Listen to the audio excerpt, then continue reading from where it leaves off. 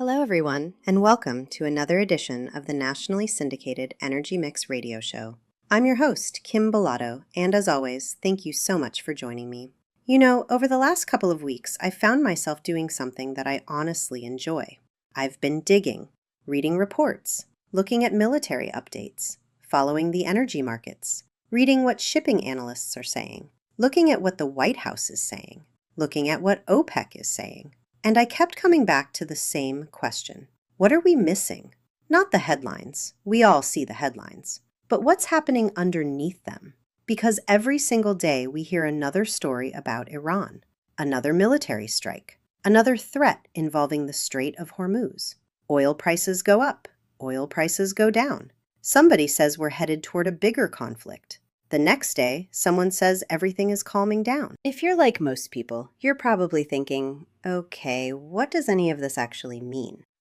Well, today we're going to answer that question. And by the time we're finished, I think you're going to see this entire situation a little differently. Now, if you've listened to this show for any length of time, you already know something about me. I don't like fear. I don't like hype. And I certainly don't like people making decisions based on headlines. I like facts. I like connecting dots. Because when you connect enough dots, a picture starts to emerge. And today, I think we're starting to see a picture emerge that very few people are talking about.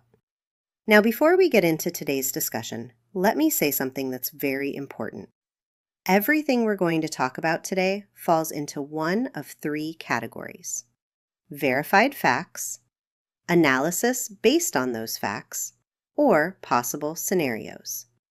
Those are not the same thing. I'll always tell you which one we're discussing because that's how good decisions get made. Now, let's start with something that most Americans have probably heard of but couldn't point to on a map: the Strait of Hormuz. If you've heard that name over the past few weeks and thought, why does everybody keep talking about this place? You're not alone. Here's why. Imagine one narrow shipping lane where an enormous amount of the world's oil and natural gas has to travel every single day. That's the Strait of Hormuz. It's one of the most strategically important waterways on the planet. And when something happens there, the entire world pays attention. Not because ships automatically stop moving, not because there's suddenly an oil shortage, but because uncertainty has entered the conversation. And markets hate uncertainty. Think about it this way. If you're running an airline, or a trucking company, or a chemical plant, or you're responsible for supplying fuel to an entire country, you're already asking yourself one question. What if? What if shipping slows down? What if insurance costs go up? What if tankers have to take longer routes? What if something happens next week instead of today? That's why prices move. Sometimes people assume oil prices only change when production changes. That's not true. Sometimes prices move simply because people are trying to predict tomorrow. That's how markets work. Now here's where today's conversation gets interesting. I started asking myself something that I haven't heard discussed very much. Has Iran's leverage begun to change? Now notice what I said. I didn't say it has. I'm asking the question. Because for decades, Iran has held a very powerful strategic position. Not necessarily because of the size of its economy, not necessarily because of its military, but because of geography. Location matters. If you control one of the world's biggest energy choke points, people pay attention to you. But here's what I've been wondering. What if the rest of the world has quietly been preparing for this exact situation? Think about that. Saudi Arabia has invested in pipelines. The United Arab Emirates has invested in alternative export routes. Countries have spent years trying to make sure they don't have all their eggs in one basket. That's just smart planning. So here's the question. If more oil can eventually move around the strait instead of through it, does Iran gradually lose some of the leverage it's held for decades? I don't know if that's the answer, but it's a question worth asking. Because if that's happening, it changes the conversation. And it doesn't stop there. Then I started thinking about OPEC. Actually, OPEC and OPEC+. Because that's another area where I think many Americans hear the names, but don't really understand how they work. Are those organizations changing too? Are they adapting to a completely different energy world? Think about how much has changed. The United States became one of the largest oil producers in the world because of shale. Liquefied natural gas exports have exploded. Artificial intelligence is driving data center construction unlike anything we've ever seen. Electricity demand is climbing. Countries are talking more about energy security than they have in decades. Europe learned some difficult lessons over the past several years. Asia continues to grow. India's energy demand keeps increasing. China continues to influence global markets. Everything is connected, and when you start looking at all these pieces together, you realize this isn't just another story about the Middle East. It's a story about the future of energy. It's a story about economics. It's a story about national security. And honestly, it's a story about your family budget. Because every time energy prices move, eventually that movement finds its way into everyday life. Maybe it's gasoline. Maybe it's groceries. Maybe it's the cost of flying somewhere. Maybe it's the cost of building a home. Maybe it's inflation. Energy touches everything. One of the biggest mistakes people make is thinking energy only matters when they pull into a gas station. That's just not true. Energy is behind almost everything we buy. Every truck, every train, every airplane, every factory, every grocery store, every hospital, every data center, every Amazon package. Energy is the foundation underneath all of it, which is exactly why I wanted to dedicate an entire show to this conversation. Not because I want to create fear, quite the opposite. I want to create understanding. Because when you understand what's happening, the headlines suddenly make a lot more sense. So here's what we're going to do today. First, we're going to bring everyone up to speed on the latest developments involving Iran. We'll look at what's actually happening, not the rumors, not social media, verified developments. Then we're going to talk about the Strait of Hormuz and why it remains one of the most important pieces of real estate on Earth. After that, we'll dive into OPEC and OPEC+, who they are, how they work, and why what they decide affects every one of us. Then we're going to zoom out. We'll talk about China, India, global LNG, artificial intelligence, data centers, and why electricity demand may become one of the defining energy stories of this decade. Finally, we'll bring it all home. What does this mean for your wallet? What does it mean for inflation? What does it mean for businesses? And where might all of this be headed over the next several months? There's a lot to unpack today, so grab another cup of coffee if you need one. Settle in, because we're going to connect a lot of dots, and I promise you, by the end of today's program, you're going to have a much clearer understanding of why the world's energy markets are watching this region so closely. We'll get started right after the break. I'm Kym Bolado, and you're listening to Energy Mixx. Welcome back to the Energy Mixx. Before the break, we talked about why the Strait of Hormuz matters even if you've never traded a barrel in your life. Now I want to take you into the actual conflict, what's happened, what's happening right now, and why this has become one of the most strategically important standoffs in the world. The story starts on February 28th of this year. The United States and Israel launched a coordinated air campaign against Iran. The strikes were significant, but the moment that fundamentally changed the equation was the death of Iran's supreme leader, Ayatollah Ali Khamenei. When that happened, Iran didn't issue threats and wait. Within hours, Iran's Revolutionary Guard Corps, the IRGC, declared the Strait of Hormuz closed to all traffic. Not temporarily closed until the United States ended what they called their acts of aggression in the region. Here's the critical detail most people miss. The IRGC had the military capability to enforce that claim. Over the following weeks, they boarded and attacked merchant ships. They laid sea mines. They stationed naval vessels throughout the strait. Shipping traffic didn't decline gradually, it collapsed almost instantly. Within weeks, approximately 1,550 commercial vessels were stranded in and around the waterway. More than 22,000 mariners were trapped aboard those ships, unable to leave their posts or go home. At the same moment, the United States responded by doing something unprecedented. It initiated its own blockade of Iran's ports. Think about that scenario. Iran closes the Strait of Hormuz to global shipping. The United States says, if you're going to do that, we're going to close off your ability to export anything at all. For roughly 6 weeks, from April through May of this year, you had two superpowers with competing blockades surrounding the same choke point. Oil that would normally flow through the strait to Asia simply stopped moving. Production in the Gulf got bottlenecked. Refineries thousands of miles away had to adjust their operations. Oil prices responded exactly as markets do in a crisis. They spiked. Brent crude climbed into the $90 range. American WTI followed. The market was pricing in not just actual scarcity, but the fear and uncertainty that comes with two military superpowers in direct conflict over the world's most critical energy passage. Then, in June, something shifted.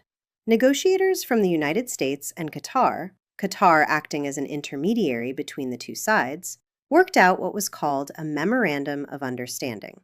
Not a permanent peace treaty, but an agreement that might ease the immediate crisis. For a few weeks, it worked. The ceasefire held, shipping resumed, the IRGC eased its enforcement, vessels began transiting again. And here's what happened to oil prices. They fell sharply. Brent crude dropped from $96 a barrel down to $70, even lower in some cases. That was the lowest level since the war began in February. That price collapse told you something crucial about market psychology. Once there was a credible path to resolution, once there was a possibility that things might de-escalate, the risk premium came out of the price instantly. But ceasefire agreements are fragile things when there's deep distrust between the parties. On July 11th, the ceasefire broke. The IRGC fired on a container ship, a Cyprus-flagged vessel, claiming it was using an unauthorized route. Within hours, they declared the Strait of Hormuz closed again. That same day, the United States launched a new wave of strikes. According to U.S. Central Command, these were targeted at degrading Iran's ability to threaten commercial shipping. But let's be clear what prompted those strikes. Not rhetoric, but the actual firing on a merchant vessel carrying commercial cargo. Iran responded by attacking two supertankers in the strait. Both were hit by Iranian missiles. And then the United States made a decision that escalated things further. It reinstated its naval blockade of Iranian ports. When I say blockade, I mean American military vessels positioned to physically prevent Iranian ships from leaving port. Not threats, not warnings, active enforcement. The U.S. military confirmed they had redirected at least 2 commercial vessels within the first day of resuming the blockade. We are currently, as we speak, in the middle of what might be the most strategically important standoff over a single waterway since the crises of the 1990s. Here's the operational reality as of mid-July 2026. Roughly 10 to 14 vessels are transiting the strait per day. That's compared to 88 commercial vessels in normal pre-war conditions.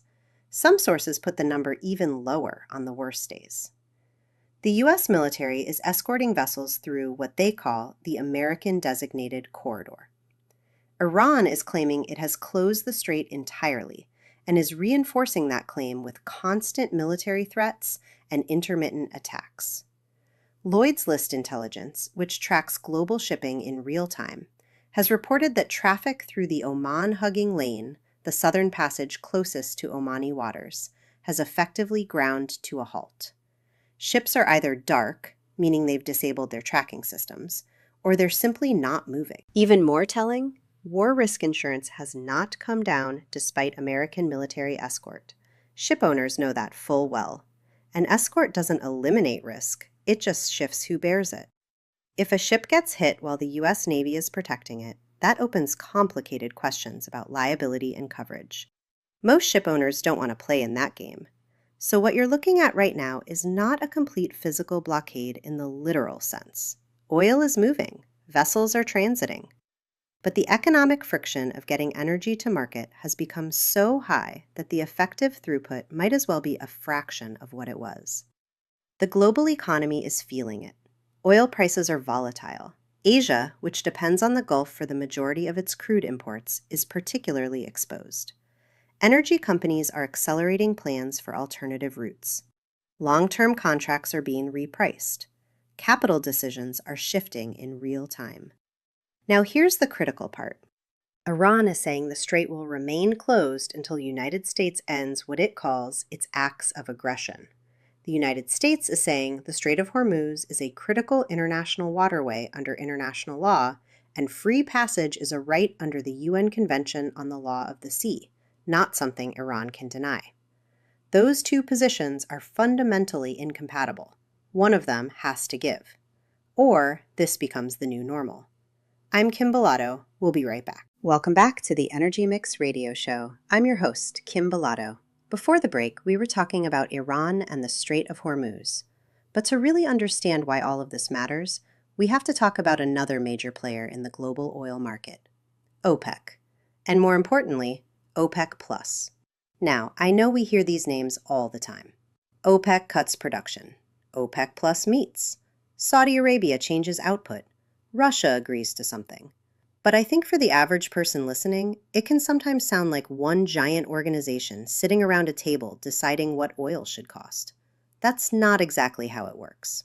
OPEC is the Organization of the Petroleum Exporting Countries. It was created in 1960 by 5 founding nations: Iran, Iraq, Kuwait, Saudi Arabia, and Venezuela. The basic idea was simple. Oil-producing nations wanted a greater voice in the global oil market and greater control over their own petroleum resources. Over time, OPEC grew. Then, in 2016, something important happened. OPEC began coordinating with several major oil-producing countries that were not members of OPEC. The biggest one was Russia. That expanded cooperation became what we now call OPEC+. And here's why this matters.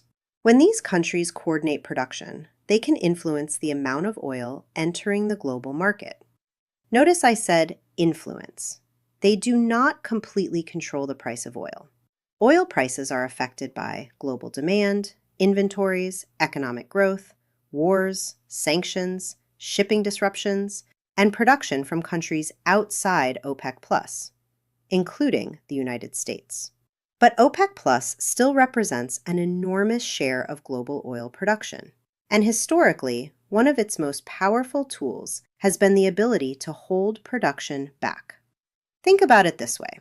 If the market appears oversupplied and oil prices are falling, producers can agree to reduce output. Less oil entering the market can help tighten supply. If the market becomes too tight, production targets can be increased. But here's where the current situation becomes very interesting. OPEC Plus has been gradually increasing production targets. In July, 7 participating countries agreed to adjust production by another 188,000 barrels per day. And they have now approved another 188,000 barrel per day adjustment beginning in August. The organization says these decisions are designed to support market stability. But there is another question we should be asking. How much control does OPEC Plus actually have today compared with the past? Because the global energy map is changing. The United States is now a major oil producer. Brazil is producing more. Guyana has emerged as an important new source of crude oil. Canada remains a major producer. And production outside OPEC Plus has become increasingly important to the global market. According to the U.S. Energy Information Administration, OPEC Plus accounted for about 46% of global oil production in 2025. That's still significant, but it is a smaller share than the group held when this expanded alliance first came together. And this is where Iran and the Strait of Hormuz come back into the conversation. For decades, geography itself has given the Middle East enormous strategic leverage. A tremendous amount of energy moves through a very narrow waterway, the Strait of Hormuz. So when tensions rise around Iran, the world pays attention. Not simply because Iran produces oil. The world pays attention because of where Iran sits. But what happens if the rest of the world begins building around that vulnerability?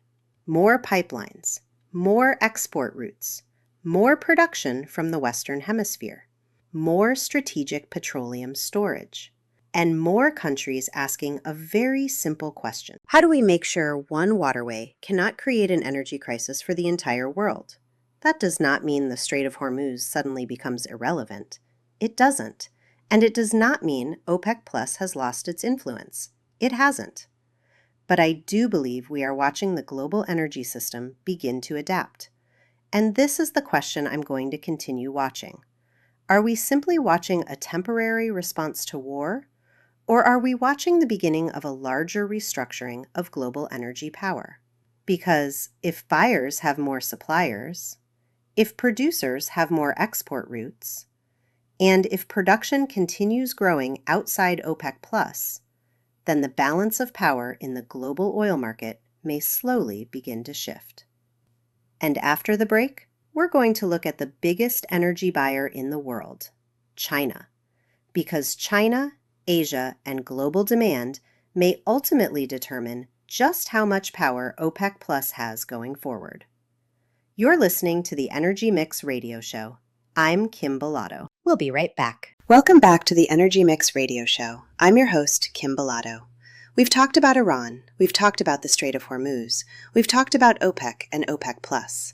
Now, I'd like to zoom out because there is another massive force reshaping the global energy landscape. For years, the conversation was always about who could produce enough oil. Today, the question is becoming, who can produce enough energy? And that is a very different discussion. Let's start with China. China remains the world's largest importer of crude oil. Every day, they import roughly 11 million barrels of oil to keep their economy moving. Even though China's economy has slowed compared to the rapid growth we saw over the last 2 decades, they still consume enormous amounts of energy to power manufacturing, transportation, petrochemicals, shipping, and electricity generation. That means every disruption halfway around the world immediately gets China's attention. If oil prices spike because of conflict in the Middle East, China feels it. If shipping routes become unstable, China feels it. If insurance costs for tankers rise, China pays more. That is one reason China has worked aggressively to diversify where its oil comes from. They've increased purchases from Russia. They've expanded relationships with countries in Africa. They've invested heavily in Latin America. And they're continuing to build strategic petroleum reserves to protect themselves against future disruptions. China understands something every major economy understands. Energy security is national security. Now let's add India to the conversation. India is quietly becoming one of the fastest growing energy consumers on Earth. Its population recently surpassed China. Its middle class continues to expand. Millions of people continue buying automobiles, traveling more, consuming more electricity, and demanding higher standards of living. Every one of those improvements requires energy. India has dramatically increased crude oil imports over the past decade and has become one of the world's largest refining centers. Interestingly, India has also become a major buyer of discounted Russian crude following Western sanctions. That has allowed India to refine petroleum products and export gasoline, diesel, and jet fuel to markets around the world. It's another reminder that energy markets constantly adjust. When one supply chain changes, another develops. Now let's talk about something we've mentioned briefly before: liquefied natural gas, or LNG. Natural gas has become one of the most important fuels in the global energy transition because it burns cleaner than coal while providing dependable baseload electricity. Countries across Europe and Asia have dramatically increased LNG imports following Russia's invasion of Ukraine. Instead of depending on Russian pipelines, many countries now receive LNG cargoes from exporters like the United States and Qatar. That has transformed America into one of the world's largest LNG exporters almost overnight. Think about that for a moment. The United States isn't just producing enough energy for ourselves. We're increasingly supplying our allies around the world. That creates jobs, investment, economic growth, and geopolitical influence. It's one reason so much attention is being placed on permitting new LNG export facilities. Now let's bring this back home. One of the greatest competitive advantages America has today is something we've talked about on this show for years: American shale. The shale revolution completely changed the global energy balance. Advancements in horizontal drilling and hydraulic fracturing unlocked resources once thought impossible to produce economically. Instead of worrying about declining domestic production, America became the world's largest producer of both crude oil and natural gas. Think about how remarkable that really is. Just 20 years ago, many experts believed America was running out of energy. Today, we're discussing how much we can export. That transformation didn't happen by accident. It happened because of innovation, technology, private investment, and American workers. Now here's where another major shift is beginning: artificial intelligence. Most people think AI is about chatbots, phones, computers, or maybe robots. But behind every AI system is something very physical. Data centers, thousands upon thousands of servers, massive cooling systems, high-speed networking equipment, and enormous electricity consumption. Some of the newest AI data centers require as much electricity as a small city. Think about that. Every search, every AI-generated image, every streaming platform, every cloud application, every financial transaction, every hospital system, every government database. They're all running inside data centers that require reliable electricity 24 hours a day. That demand is growing faster than utilities anticipated. Electric utilities across America are now forecasting significant increases in electricity demand after years of relatively flat growth. Many of those forecasts are directly tied to AI infrastructure, advanced manufacturing, semiconductor facilities, and the rapid expansion of cloud computing. In other words, the digital economy still depends on physical energy. That is why discussions surrounding natural gas, nuclear power, transmission infrastructure, and grid reliability have become so important. Renewable energy certainly has a role in many markets, but data centers cannot simply shut down because the wind isn't blowing or clouds move overhead. Reliable power matters. That means dispatchable generation like natural gas, nuclear energy, hydroelectric power, and other dependable resources continue playing a critical role in maintaining grid stability. This is one of the biggest stories developing right now. We're entering an era where energy demand isn't just growing because populations are increasing. It's growing because technology itself consumes enormous amounts of electricity. Artificial intelligence, cloud computing, cryptocurrency, advanced manufacturing, semiconductor fabrication, all of it depends on reliable energy. And that demand isn't slowing down. If anything, it's accelerating. When you combine rising global demand, growing LNG exports, expanding AI infrastructure, and continued geopolitical uncertainty, you begin to understand why energy has become one of the defining strategic issues of our time. It's no longer just about filling up your gas tank. Energy has become the foundation of economic competitiveness, national security, technological leadership, and global influence. And that's exactly why understanding these markets matters. Because whether you realize it or not, energy touches every part of your daily life. When we come back, we're going to connect all of these pieces together. We'll discuss what this means for your family budget, inflation, food prices, business costs, and why understanding energy may be one of the most valuable forms of financial literacy you can have today. Stay with us. Welcome back to the Energy Mix. Before the break, we covered a lot of ground. We talked about why the Strait of Hormuz matters even if you've never worked a day in the energy industry. We talked about OPEC+, who they are, why Russia's seat at that table matters, and how their decisions ripple into the price you pay at the pump.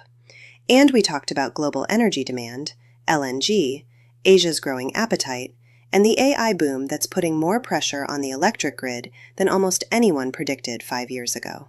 Now, I want to pull all of that together. Because on their own, those are 4 separate stories. Together, I think they're one story. The question isn't simply what's happening in the Middle East, or what OPEC Plus decides next quarter, or how many data centers get built this year. The question is whether we're witnessing the early stages of a redesign of the global energy system. Let's start with something most people never think about: shipping. Every tanker moving through the Gulf isn't just carrying oil. It's carrying financing, insurance, a trained crew, a shipping contract, port access, security, a refining schedule on the other end, and a customer waiting thousands of miles away. When tensions rise in that region, marine insurers reprice war risk almost overnight. Shipping companies reroute. Banks reconsider financing terms. Traders start pricing in uncertainty before a single barrel is even loaded. None of that requires oil to stop flowing. Uncertainty itself becomes part of the cost. That's the point I keep coming back to. Risk becomes part of the commodity. Physical supply is only half the equation. Deliverable supply is what actually matters. A producer can have oil sitting in a tank. A buyer can have a signed contract. A refinery can be ready to run it.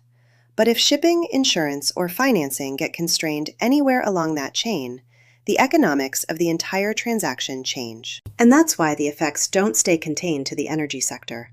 Freight costs rise, manufacturing costs rise, petrochemical feedstocks get more expensive, utilities feel it, even food production can get more costly. Inflation shows up in places most people never associate with a shipping lane on the other side of the world. Here's what I think matters most for the people listening right now. Companies aren't just reacting to headlines anymore. They're starting to invest differently. For decades, businesses built supply chains around efficiency, lowest cost, fastest delivery, minimal inventory sitting on the books. Today, resilience is becoming just as valuable as efficiency. More inventory, diversified suppliers, more storage capacity, more export capacity, alternative routes that didn't make economic sense 5 years ago suddenly do. Those aren't 6-month decisions. Those are decade-long capital allocation decisions. And once real money starts moving in that direction, global trade starts changing shape around it. And this is where it's worth asking a harder question. Is this a one-time adjustment, or is repeated disruption actually changing long-term strategy? Because those are two very different outcomes. A one-time adjustment means companies build in a little more buffer and move on. A change in long-term strategy means boards start asking different questions in every capital planning cycle from here forward. Not just, what's the cheapest way to get this done, but what happens to this investment if the region goes unstable again next year, or the year after that? When that second question becomes standard practice in a boardroom, that's not a temporary response anymore. That's a permanent shift in how capital gets allocated. So here's the question worth sitting with. Every time a choke point like the Strait of Hormuz becomes a flashpoint, does the rest of the world get a little more motivated to reduce its dependence on that single passage? That doesn't mean it stops mattering. There's no quick replacement. Bypass pipelines have limited capacity. Alternative routes can't absorb everything that moves through the Gulf. Building new infrastructure takes years of capital and political cooperation that isn't always there. But countries don't need to eliminate their dependence completely. They just need to reduce it enough to change how they plan for the next decade. That's how history quietly changes. Not with one dramatic announcement, but with thousands of individual decisions made in boardrooms, ministries, and investment committees around the world, all at roughly the same time. Now layer artificial intelligence on top of everything we just laid out. AI isn't replacing oil, but it's dramatically increasing the need for reliable electricity around the clock. Data centers don't pause because energy markets get unstable. They need dependable power every hour of every day, no exceptions. That means natural gas. That means nuclear. That means transmission infrastructure that can actually keep up. Energy security isn't just about producing enough oil anymore. It's becoming the foundation the entire digital economy stands on. Think about what that does to the conversation we just had about resilience. It's one thing to say a country wants to diversify its oil supply routes. It's another thing entirely when a data center powering financial markets, hospitals, or national defense systems can't afford even a few hours of instability. That raises the stakes on everything: the grid, the fuel mix, the infrastructure behind it, all at the same time energy security is already being re-examined for entirely different reasons halfway around the world. So when geopolitics disrupts a shipping lane, and AI is simultaneously driving up electricity demand, and OPEC Plus is recalibrating how much influence it still has over price, those aren't three separate pressures. They're compounding.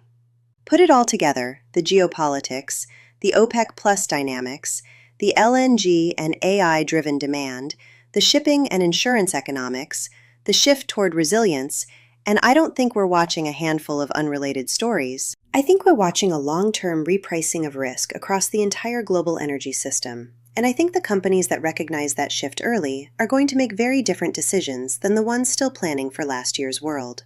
History has a habit of hiding its biggest turning points while we're living through them. Years from now, we may look back and realize this was never just about one region, one cartel, or one technology boom.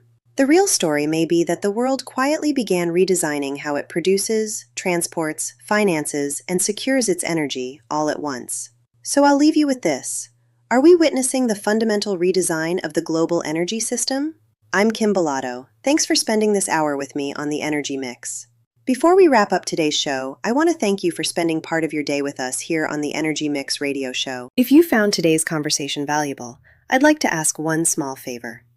Follow the Energy Mix Radio Show on social media and like our page so you'll be notified every time we release a new episode and new energy updates.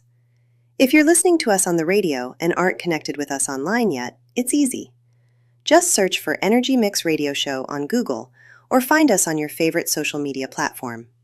You'll find past episodes, video clips, breaking energy news, and exclusive content that we share throughout the week. Our mission is simple: to help make energy easier to understand by connecting the dots between the headlines, the policies, and the issues that affect your everyday life.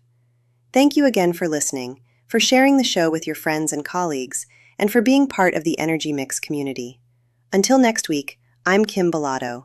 Stay informed, stay engaged, and we'll see you right here on the Energy Mix Radio Show.